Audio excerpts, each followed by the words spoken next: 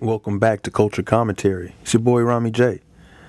Thank you for tuning in to today's edition of Hoodoo, Voodoo, and Conjure as we discuss the origins, history, and possibly the future of this ancient spiritual practice.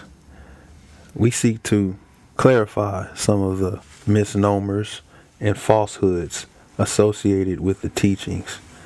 We've been lied to a lot in our history classes and in our schools, but we are on an eternal quest to keep learning, in the words of Neely Fuller. Now, let us continue. In contrast to the current fascination in popular culture with African American supernaturalism, it was for many years neglected by scholars. Right? During the 20th century, few scholarly books examined hoodoo in any depth. By far, the most important of these was Harry Middleton Hyatt's 5-volume Hoodoo Conjuration Witchcraft Root Work.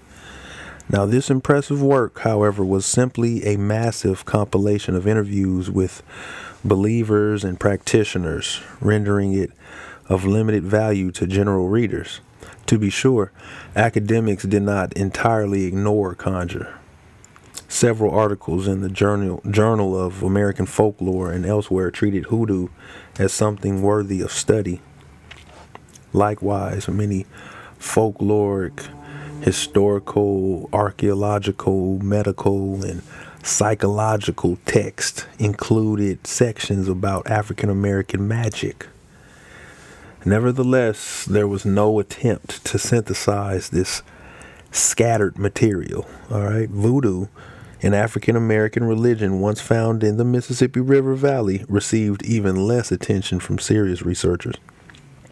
The closest things to book-length scholarly texts were Zora Neale Hurston's 1931 article, Hoodoo in America, and Robert Tallant's Voodoo in New Orleans.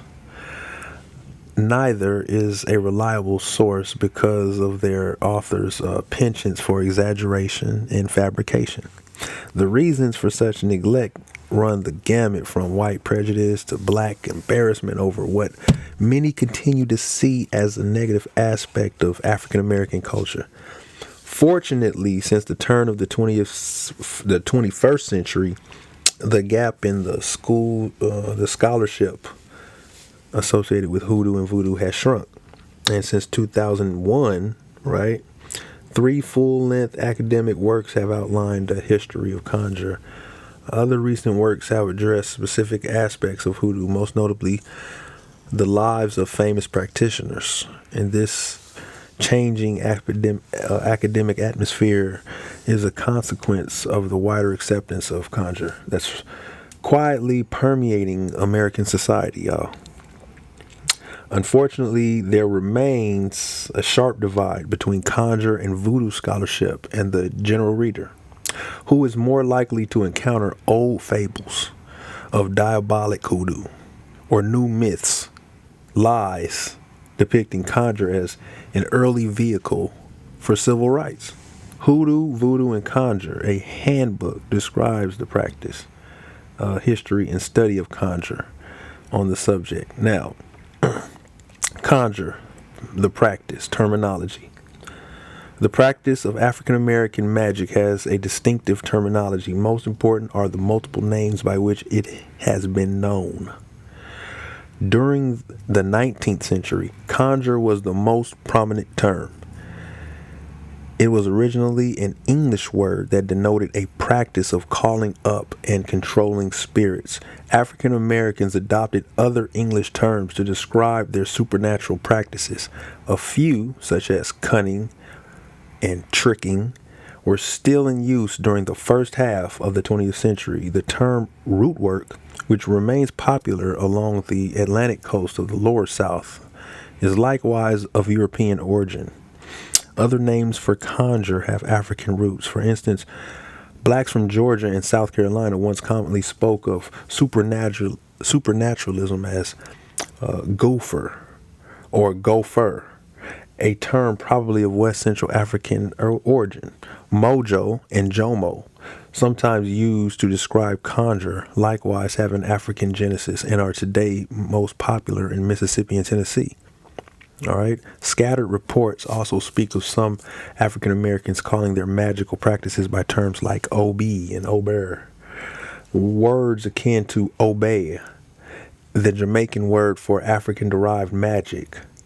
These terms, regardless of their old world religion, were partially supplanted in the early 20th century by hoodoo, another African word that had long been popular in the Mississippi Valley, but was rarely used outside of it until comparatively recent years. Words describing practitioners of conjure generally derive from the work of supernaturalism itself. Okay, thus, practitioners of hoodoo are known as conjure men, conjure women, or just conjurers. Titles like root worker, trick doctor, Oberman, witch, and a cunning woman likewise reflect the magical services their bearers provide. Two-headed or double-headed doctor are some unusual designations for practitioners that do not directly refer to their professional expertise.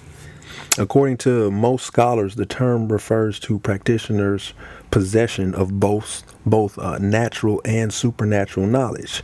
It may also derive from the belief that children born with calls are supernaturally gifted because calls cover the heads of those born with them. It's possible that these were originally conceived of as the second heads of two-headed doctors. Right? Now, hoodoo also has unique words for magical items and actions. Many, however, have been restricted historically to specific regions of the country.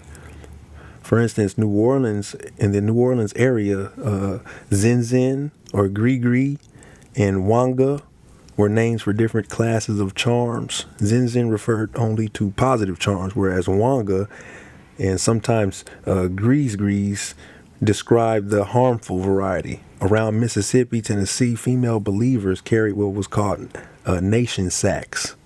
These were bag charms worn next to the body, the contents of which could be changed depending on the sort of good luck or protection needed at the moment.